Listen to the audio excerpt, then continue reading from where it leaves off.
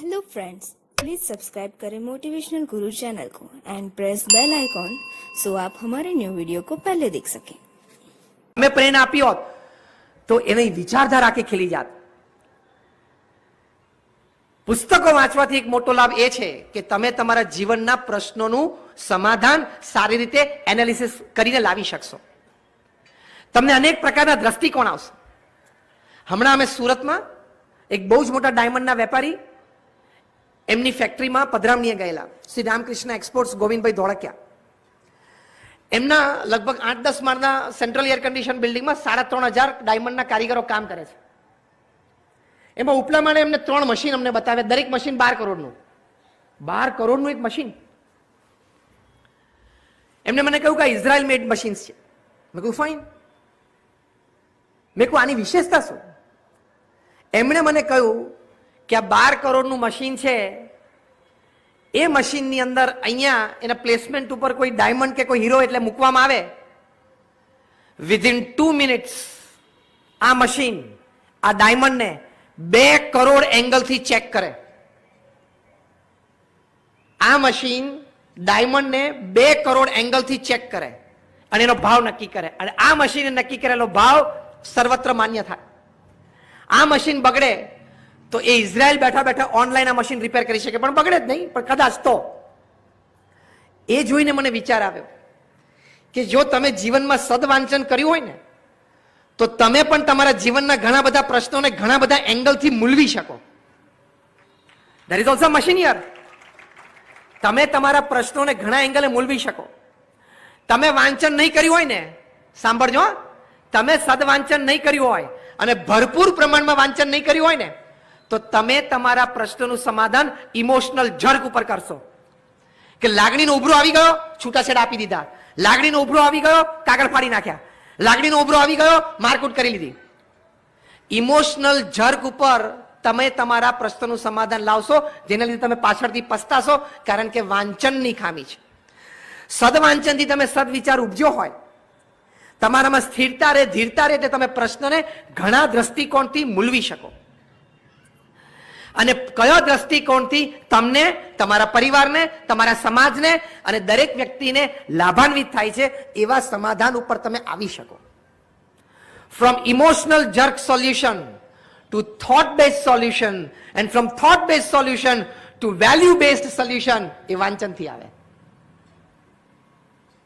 એ સદવાંચનથી આવશે। માટે એ રાખવું ખૂબ જરૂરી છે। ભગવાન સ્વામિનારાયણ એમના વચનામૃતમાં સારંગપુરનું 3જું વચનામૃત છે, એમાં ભગવાન સ્વામિનારાયણ આપણને એક સુંદર રીત શીખવાડી છે, વાંચનનો લાભ મેક્સિમમ જીવનમાં કેવી રીતે ઉઠાવવો। ભગવાન સ્વામિનારાયણે 4 પગથિયા આપ્યા: શ્રવણ, મનન, નિધિધ્યાસ અને સાક્ષાત્કાર।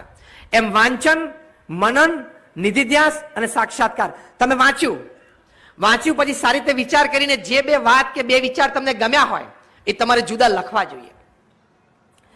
એ જુદી લખેલી વાત એ તમારે વારે વારે વાંચવી જોઈએ। એ વારે વારે વાંચેલી વાત સહજ રીતે તમને જ્યારે જરૂર પડે, ખાલી પ્રવચન માટે નહીં પણ જીવનમાં સમસ્યાના સમાધાન માટે જરૂર પડે ત્યારે સહેજે સ્ફૂરી આવે, એને સાક્ષાત્કાર કહેવાય। તો વાંચન, મનન, નિધિધ્યાસ અને સાક્ષાત્કાર। અમારા પ્રથમ ગુરુ ગુણાતીયન સ્વામીએ બહુ સરસ એક વાત લખી છે, એક્ઝેક્ટ વર્ડ હું તમને કહું: જે વાંચ્યું તે વિચાર્યું નહીં તો વાંચ્યું શું કામનું? જે વિચાર્યું તે અમલમાં ન મૂક્યું તો વિચાર્યું શું કામનું? માટે જે વાંચીએ તે વિચારીએ અને વિચારીએ તે અમલમાં મૂકીએ તો એ વાંચન સાચું। એ રીતે આપણે વાંચવું જોઈએ, એ રીતે એમાંથી લાભ છે, એ રીતે એમાંથી આનંદ છે। અમારા વડીલ સંત છે પૂજ્ય ઈશ્વરચરણ સ્વામી, બહુ નાના હતા ત્યારે એમણે ચૈતન્ય મહાપ્રભુનું જીવન ચરિત્ર વાંચ્યું, એમાંથી એમના અંતરમાં ભગવાન પ્રત્યેની ભક્તિમાં આનંદ છે અને એક ભક્તિ સ્ફુરી। પછી એમણે ગાંધીજી સાથે રહીને મહાદેવભાઈ હાથીએ જે બધી મહાદેવભાઈ ડાયરી લખેલી એ બધી એમને ડાયરી પણ એમને વાંચી, એમાંથી એમને પ્રેરણા મળી કે એમના ગુરુ યોગીજી મહારાજ સાથે વિચરણમાં ફરતા ત્યારે નાનામાં નાના પ્રસંગો બધા ડાયરીમાં લખી લેતા, અને એ ડાયરીના ફળ સ્વરૂપે આજે અમને સંપ્રદાયમાં પ્રમુખ સ્વામી મહારાજના ગુરુ યોગીજી મહારાજના 6 મોટા વિસ્તૃત જીવન ચરિત્રના ભાગ મળ્યા એ આ પૂજ્ય ઈશ્વરચરણ સ્વામી લખેલી ડાયરી અને એ પ્રેરણા મહાદેવભાઈની ગાંધીજીએ લખેલી ડાયરી એ વાંચેલી, એમાંથી પ્રેરણા. One step by a man. જ્યારે નીલ આર્મસ્ટ્રોંગે ચંદ્ર ઉપર પહેલો પગ મૂક્યો ને ત્યારે ન્યુયોર્ક ટાઈમ્સના પહેલા પાના ઉપર હેડિંગ આવેલું કે one small step by a man but a giant leap for mankind. કે માણસે તો એક ડગલું મૂક્યું પણ માનવ વિકાસ એની એક હરણફાર થઈ. એમ તમે એક સારું પુસ્તક વાંચો કે લખો, જે મેં બધા પ્રસંગ સિવિલ ડિસઓબિડિયન્સના કયા, અંકલ ટોમ્સ કેબિનના કયા, આ મહાદેવભાઈની ડાયરીના કયા, તમે એક સારું પુસ્તક વાંચો, એમાંથી ઘણી વખત એક મોટી ક્રિયા જન્મે, એક મોટો જુવાળ જન્મે, સમાજમાં એક આમૂલ પરિવર્તન આવી શકે એટલી ક્ષમતા શબ્દોમાં, વાંચનમાં ને પુસ્તકમાં રહેલી છે. એ એડવાન્ટેજ આપણે આપણા જીવનમાં લેવો જોઈએ. એટલે છેલ્લી એટલી વાત કરી દઉં, બહુ મોટા વિશ્વવિખ્યાત જર્મન ઇન્ડોલોજિસ્ટ મેક્સ મુલર જ્યારે ભારતમાં આવ્યા અને ભારતના તમામ સદગ્રંથો એમને ખૂબ સારી રીતે વાંચ્યા અને 12 વર્ષ અહીંયા રહેલા, એ મેક્સ મુલર એમના જીવન ચરિત્રમાં લખ્યું કે if I were asked under what sky the human mind has pondered upon some of the most difficult problems of human life, I would without any hesitation say it is India. એ ભારત છે. એટલે કે હું એમનું આ અનુવાદ કરું છું. Max મુલરે લખ્યું કે મને કોઈ પૂછે કે કયા આકાશ નીચે માણસે સૌથી વધારે ઊંડાણપૂર્વક જીવનના મનુષ્યના પ્રશ્નો વિશે વિચારીને સંશોધન કરીને યોગ્ય સમાધાન લાવ્યા છે સુખાકારી અને શાંતિભાઈ જીવન માટે, તો હું વાત કરીશ કે ભારત અને ભારતના મનુષ્યને. It is a pointing finger towards Kant and Pluto. કોઈ પ્લુટોને વાંચ્યા હોય, કોઈ કેન્ટને વાંચ્યા હોય, એ લોકો માટે પણ આ માર્ગદર્શન સમાન છે, એવું મેક્સ મુલરે તે વખતે લખેલું. તો આટલું બધું એક ટ્રેઝર, આટલી બધી મોટી વાત એ આપણી પાસે છે. છેલ્લો એક પ્રસંગ એનું પૂરું કરું. હેનરીએ પુસ્તક લખ્યું ડાય એમ્પ્ટી. તમે ભૂખ્યા મરો. પુસ્તકનું નામ છે ડાય એમ્પ્ટી, કે તમે ભૂખ્યા મરો. બહુ સરસ પુસ્તક છે. આ પુસ્તકમાં એમણે એના પુસ્તકનો જન્મ કેવી રીતે થયો એમણે કહ્યું કે I was a basically a management student. અને હું મારા ક્લાસમાં ગયો તો એક દિવસ મારા પ્રોફેસરે મને પૂછ્યું, મારા પ્રોફેસરે મને કહ્યું કે which are the most rich lands upon this અર્થ. ત્યારે એક છોકરાએ ઉત્તર આપ્યો કે the diamond mines of Africa. અમારા પ્રોફેસરે ના પાડી. બીજા એક વિદ્યાર્થી હાથ ઊંચો કર્યો, પ્રોફેસરે કહ્યું બોલ, એટલે એને ઉત્તર આપ્યો કે ધ બિલ્ડર્સ ઓફ મુંબઈ. આ બધા ખૂબ ધનાઢ્ય કમ્યુનિટી અને રિચ લેન્ડ્સ કહેવાય. ત્રીજાએ ઉત્તર આપ્યો કે oil wells of Middle east.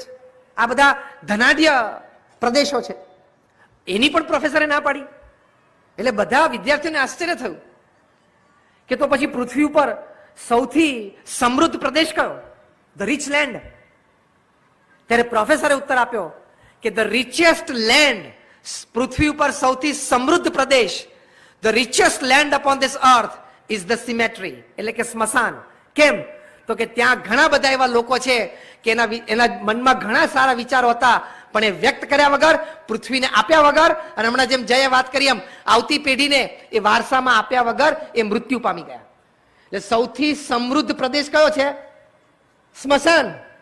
કે જ્યાં ઘણા બધા સારા વિચારો, ઉમદા વિચારો, કદાચ એમાંના ઘણા વિચારો એવા હતા કે they could have created a big change in the society, એ ન આપી શક્યા, એ લઈને એમને મરી ગયા. એટલે સૌથી સમૃદ્ધ પ્રદેશ એ કહેવાય.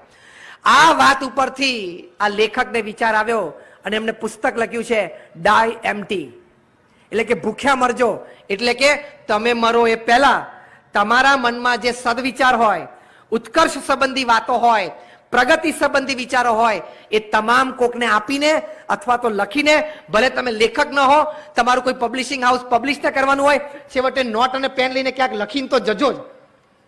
ડાય empty. Don't take the treasure with you. ખજાનો તમારી સાથે લઈ જવાની જરૂર નથી. ભૂખ્યા મરજો. તો બહુ જ સુંદર ઉપદેશ છે. એટલે અહીંયાથી તમને બધાને લેખક બનવાની છૂટ આપવામાં આવે છે. ઘણા વિશિષ્ટ લેખકો, અહીં શૈલેષ બેઠા છે, એ બધા વિશિષ્ટ લેખકો, એમના 30, 40, 50 પુસ્તકો પબ્લિશિંગ હાઉસમાં પબ્લિશ થયા હોય. અને અહીંયા બધા બેઠા છે, ભલે આપણે લેખક નથી, પણ આપણે ઘરમાં નોટબુક અને પેન લઈને કંઈક તો લખી શકીએ કે નહીં? ભલે કોઈ પબ્લિશ ના કરે, કોઈ ના વાંચે, પણ લખો તો ખરા. Start writing. તો એનો લાભ કોક દિવસ કોકને ક્યારે, એનો લાભ કોક દિવસ કોકને ક્યારેક ચોક્કસપણે મળશે. એ હકીકત છે.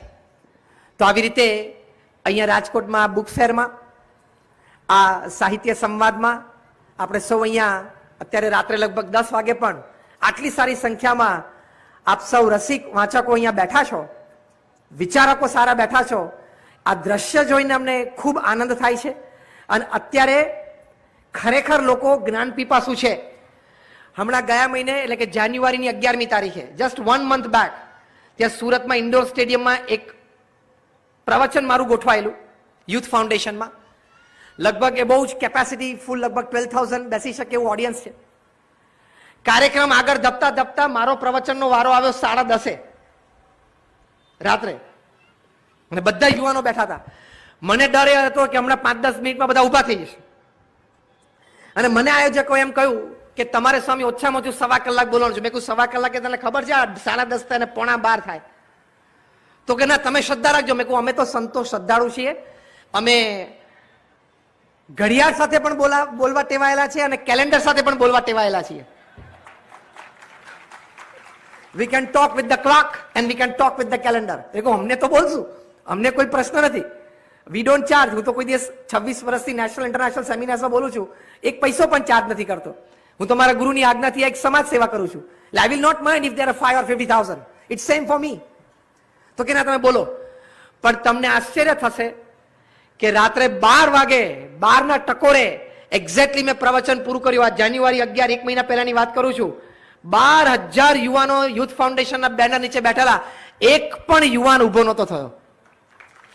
આ હું પ્રવચનની દ્રષ્ટિએ વાત નથી કરતો, કે મેં પ્રવચન કર્યું એ દ્રષ્ટિએ વાત નથી કરતો. સમજો, હું એ દ્રષ્ટિએ વાત કરું છું કે આજના યુવાનોને પણ એન્ટરટેનમેન્ટમાંથી ઘણો ત્રસ્તપણો અનુભવાય છે, અને વાંચન, વિચાર અને સારા પ્રવચનોને એ લોકો પણ આદર આપે છે અને બિરદાવે છે. આ દ્રષ્ટિકોણથી વાત કરું છું. એટલે તમે હવે યુવા પેઢીને ગાળો ન દેતા, તમારા તરુણોને ગાળો ન દેતા કે આને કઈ વાંચનનો શોખ જ નથી, આ કઈ આમ સારું વાંચતો જ નથી, કોઈ સારું પુસ્તક મેં એના ટેબલ ઉપર પાઠ્યપુસ્તક સિવાયનું જોયું જ નથી, એવું તમે અનુમાન પણ ન કરતા, એના પ્રત્યે અભિગમ પણ ન બાંધતા.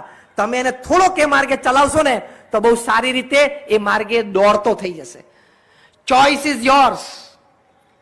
If you make a right choice, you stand a good chance for a great change. 3C યાદ રાખજો.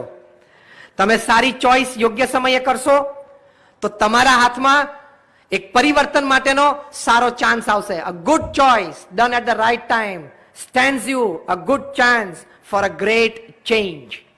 And a great change comes by word, the power of word, the power of book. આપ સૌનો ખૂબ ખૂબ આભાર. આયોજકોને ખૂબ ખૂબ અભિનંદન છે, અને ખૂબ સારા વિચારો સાથે આપણે અહીંથી વિરમીએ. અને એક છેલ્લી વાત કરી દઉં. અહીંથી તમે ઊભા થઈને ઘરે જશો, રસ્તામાં તમારી પાસે 10 મિનિટ છે, 15 મિનિટ છે ને 20 મિનિટ પણ છે. ચોઇસ તમારી છે કે તમારે શું ચર્ચા કરવી. કોકને આગળનો સોફા નહીં મળ્યો હોય તો એ પણ ચર્ચા નહીં કરશે કે મારી પાસે વીઆઈપી પાસ હતો અને સ્વયંસેવકો મને બેસાડ્યો નહીં. મને કહેલું કે તમારે સેકન્ડ રોમાં ખુરશી ઉપર બેસવાનું છે, હું ત્યાં સુધી આવ્યો, બનવા જોગ છે, બની શકે છે. કંઈક આયોજન વિશે, કોઈ વ્યવસ્થા વિશે, કોઈ વ્યક્તિઓને તમે મળ્યા એના પહેરવેશ વિશે, એની ખાણીપીણી વિશે, તમે કોકને જમતા જોયા હશે એની ટીકા ટિપ્પણ વિશે તમે ઘણું બધું જોયું હશે, એની ચર્ચા તમે કરી શકશો. ચોઇસ તમારી પાસે છે. પણ કઈ ચર્ચા કરવી? અહીંથી સુંદર વાતો તમને મળી, સુંદર વિચારો મળ્યા. આવા સમાજના આગેવાન શ્રેષ્ઠીશીઓ જેને જીવનમાં પોતપોતાના ક્ષેત્રમાં કંઈક નાની